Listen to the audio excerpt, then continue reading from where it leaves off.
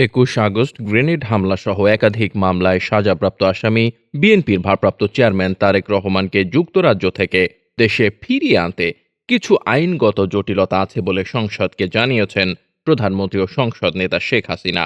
যুক্তরাজ্যে অবস্থানরত তারেক রহমানকে দেশে ফিরিয়ে আনতে জোর কূটনৈতিক তৎপরতা ও আইনি কার্যক্রম একই সঙ্গে চলমান রয়েছে জানিয়ে প্রধানমন্ত্রী বলেন, সকল জটিলতা আইনি প্রক্রিয়াতেই নিরসন করে এই অপরাধীকে দেশে ফিরিয়ে আনা ও তার প্রাপ্য সাজার মুখোমুখি করার বিষয়ে সরকার দৃঢ়প্রতিজ্ঞ।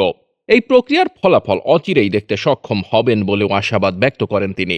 বুধবার সংসদের বৈঠকে প্রধানমন্ত্রীর জন্য নির্ধারিত প্রশ্নোত্তরে সংরক্ষিত আসনের এমপি ফরিদা ইয়াসমিনের প্রশ্নের জবাবে প্রধানমন্ত্রী এ তথ্য জানান।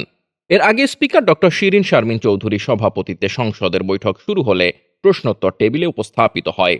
একই প্রশ্নের জবাবে প্রধানমন্ত্রী শেখ হাসিনা বলেন, ২১ আগস্ট গ্রেনেড হামলা, মানি লন্ডারিং সহ দুর্নীতির একাধিক মামলায় সাজাপ্রাপ্ত আসামি তারেক রহমান, তাকে ফেরাতে কূটনৈতিক তৎপরতা ও আইনি কার্যক্রম একই সঙ্গে চলমান রয়েছে।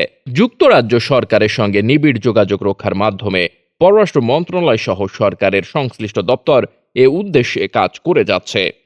২১ আগস্ট গ্রেনেড হামলায় তারেক রহমান সহ ১৫ জন আসামি বর্তমানে পলাতক রয়েছে উল্লেখ করে সরকার প্রধান বলেন, পলাতক আসামিদের গ্রেপ্তারের প্রচেষ্টা অব্যাহত আছে। বিদেশে পলাতক আসামি মাওলানা তাজউদ্দিন, মোহাম্মদ হারিস চৌধুরী ও রাতুল আহমেদ বাবু ওরফে রাতুল বাবুদের বিরুদ্ধে ইন্টারপোলের রেড নোটিশ জারি আছে। এছাড়াও পলাতক আসামিরা যে সকল দেশে অবস্থান করছে সে সকল দেশের সঙ্গে আলাপ আলোচনার মাধ্যমে তাদের ফিরিয়ে আনার প্রচেষ্টা অব্যাহত রয়েছে। সরকারের উচ্চ পর্যায় থেকে এ বিষয়ে নানামুখী পদক্ষেপ গ্রহণ করা হচ্ছে। খুনিদের দেশে ফিরিয়ে আনার বিষয়ে সহযোগিতা চেয়ে প্রধানমন্ত্রী শেখ হাসিনা নিজেই বিভিন্ন সময় সংশ্লিষ্ট দেশগুলোর রাষ্ট্র ও সরকার প্রধানকে একাধিক চিঠি দিয়েছেন এবং আন্তর্জাতিক ফোরামে তাদের সঙ্গে সাক্ষাতে তাদের ব্যক্তিগত সহযোগিতাও কামনা করেছেন বলে সংসদকে জানান। প্রধানমন্ত্রী বলেন, সংশ্লিষ্ট দেশগুলোতে খুনিদের অবস্থানের বিষয়ে আইনগত জটিলতা থাকায় এ বিষয়ে প্রত্যাশিত অগ্রগতি হয়নি। খুনিদের দেশে ফিরিয়ে আনার লক্ষ্যে বর্তমানে প্রচলিত কূটনীতির পাশাপাশি সংশ্লিষ্ট দেশগুলোর আইন অনুযায়ীও ব্যবস্থা গ্রহণ করা হচ্ছে।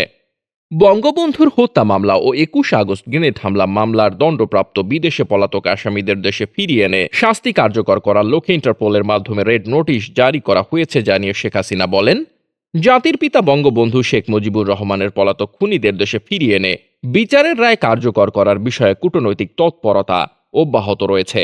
এ বিষয়ে পররাষ্ট্র আইন ও স্বরাষ্ট্র মন্ত্রণালয় সহ সংশ্লিষ্ট অন্যান্য প্রতিষ্ঠান পরস্পরের সঙ্গে সমন্বয়ের মাধ্যমে কাজ করে যাচ্ছে। তিনি বলেন, বঙ্গবন্ধু পলাতক খুনিদের মধ্যে মেজর অবসরপ্রাপ্ত নূর চৌধুরী বর্তমানে সপরিবারে কানাডায়, আব্দুর রশিদ ও মেজর শফিকুল ইসলাম ডালিম পাকিস্তান বা লিবিয়ায়, lieutenant colonel Rashed Chowdhury America এবং রিসালদার মোসলেহউদ্দিন খান ভারতে অবস্থান করছে বলে জানা যায়। এছাড়া লেফটেন্যান্ট কর্নেল আজিজ পাশা জিম্বাবুয়ে অবস্থানকালে মারা যায় বলে জানা যায়। বঙ্গবন্ধু হত্যাকাণ্ড ফাঁসির আদেশপ্রাপ্ত ১২ জন আসামির মধ্যে ৬ জনের মৃত্যুদণ্ড কার্যকর করা হয়েছে বলেও সরকার প্রধান জানান। Desk report, বার্তাবাজার।